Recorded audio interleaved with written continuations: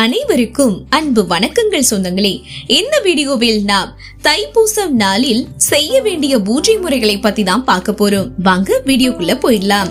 தைப்பூசம் நாளில் காலையில் எழுந்ததுமே வீட்டை சுத்தம் செய்து குளித்துவிட்டு நெற்றி நிறைய திருநீர் அணிந்து வீட்டில் விளக்கேற்றி தெய்வங்களை வழிபட்டு விரதத்தை தொடங்கலாம்.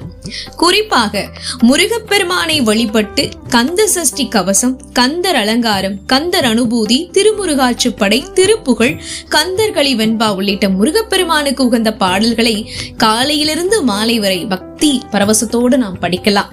தைப்பூசத்தன்று அதிகாலையில் எழுந்து குளித்துவிட்டு திருநீரு உத்திராட்சம் அணிந்து சிவபெருமானை வழிபட வேண்டும். சிவபெருமானை வழிபட்டுவிட்டு தேவாரம், திருவாசகம் போன்றவற்றை பாராயணம் செய்யலாம். உணவு உண்ணாமல் 3 வேளைகளிலும் பால் பழம் சாப்பிடலாம். மாலையில் கோவிலுக்கு சென்று சிவ பூஜையில் பங்கேற்று சிவனை தரிசித்து விரதத்தை நிறைவு செய்யலாம். தைப்பூசம் சிவபெருமானுக்கும் முருகப்பெருமானுக்கும் விசேஷமானது. பூச நட்சத்திரத்தின் அதிதேவதையான குரு பகவானுக்கும் விசேஷமானது. அன்று எல்லா முருகன் ஸ்தலங்களிலும் முருகப்பெருமான் வீதி உலா வருவார். தைப்பூசத்தன்றுதான் உலகத்தின் முதல் உயிர்ப்பு சக்தியான தண்ணீர் சிவபெருமானால் தோன்றியது. அதன் தொடர்ச்சியாக நிலம், ஆகாயம், நெருப்பு, காற்று ஆகியவையும் அடுத்தடுத்து அனைத்து உயிரினங்களும் தோற்றுவிக்கப்பட்டதாம்.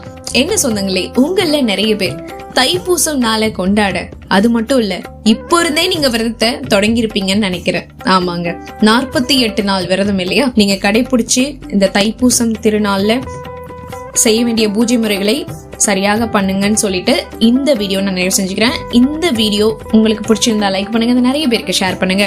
மேலும் ஓம் சரவணபவ, ஓம் நமச்சிவாய அப்படின்ற மந்திரத்தை மறக்காம கமெண்ட் பாக்ஸ்ல பதிவிடுங்க. மேலும் இது போன்ற அருமையான ஆன்மீக தகவல்களுக்கு நீங்க பண்ண முடியாது நம்மளுடைய சேனலை சப்ஸ்கிரைப் பண்ணி சப்போர்ட் பண்ணுங்க. மீண்டும் சந்திக்கலாம் சொந்தங்களே. நமது சந்திப்புகள் அனைத்தும் சந்தர்ப்பமாகும் பொழுது அதுவரை நன்றி, வணக்கம்.